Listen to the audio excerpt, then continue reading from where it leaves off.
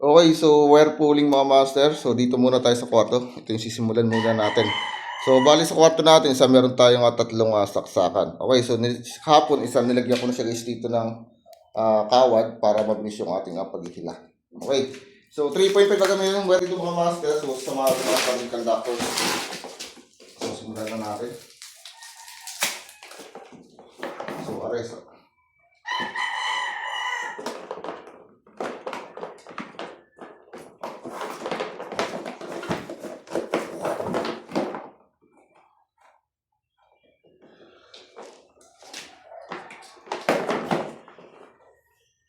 So, bali tali nila, huwag lang pantay-pantayin yung ating wire dito. Yan.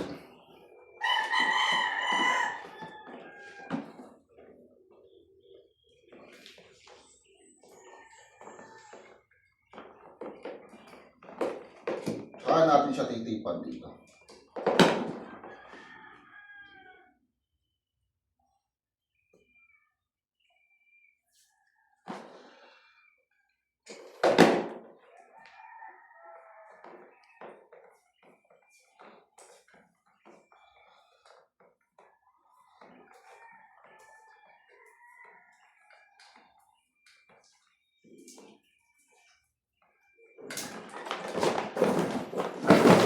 Okay, so diskarte lang yung mga muscle, mabilis lang. So, solo lang ang kaya din eh. So, doon ko ilagay siya sa kabila.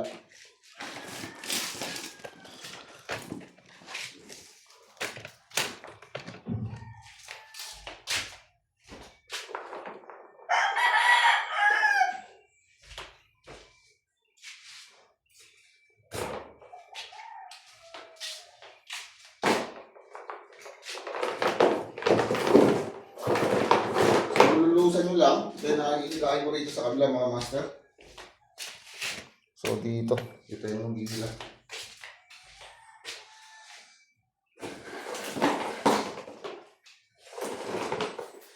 So, yung pepper sa hen, kuha ng yung ating wire dito, so umiikot.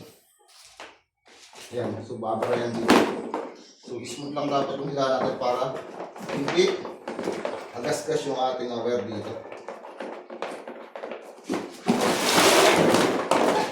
So, ganyan lang. Balik ulit tayo mga master. Hila ulit natin.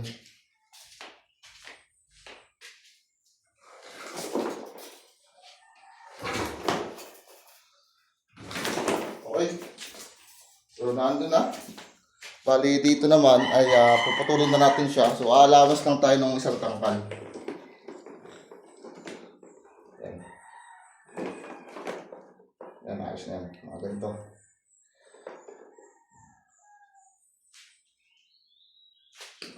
Ayos na to. Kaya na dito sa kabila. So, puputulin ko na rin siya.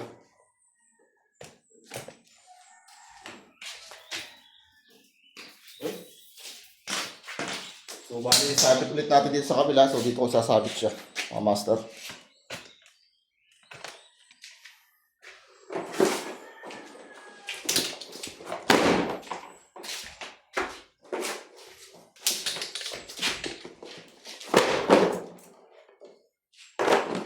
kailangan yung ating mga box dito. So, malilinis na. Wala na tayong nakausling ng mga tubo.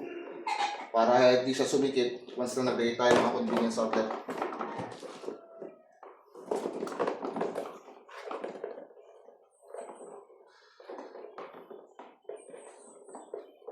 So, huwag bilang papantay-pantay niyo mga master. Tapos, iikot yun yung tawag dito.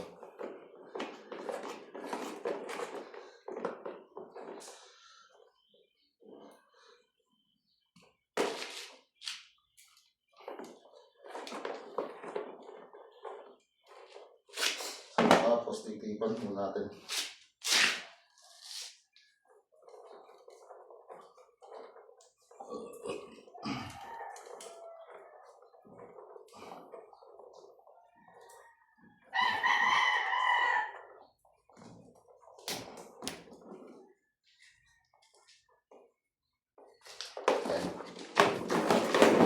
Tayo.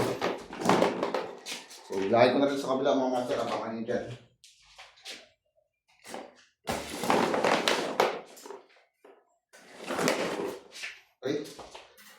So, alalay. Dulos tayo ng wire para hindi makayod.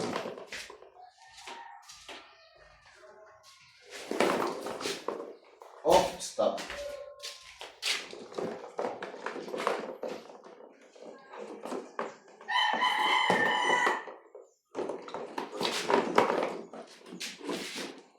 Tignan mo tayo mga master para hindi maano yung ating wire.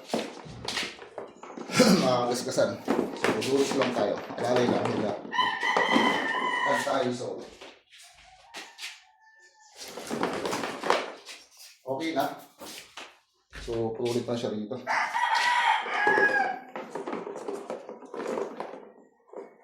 Tandangkan ulit.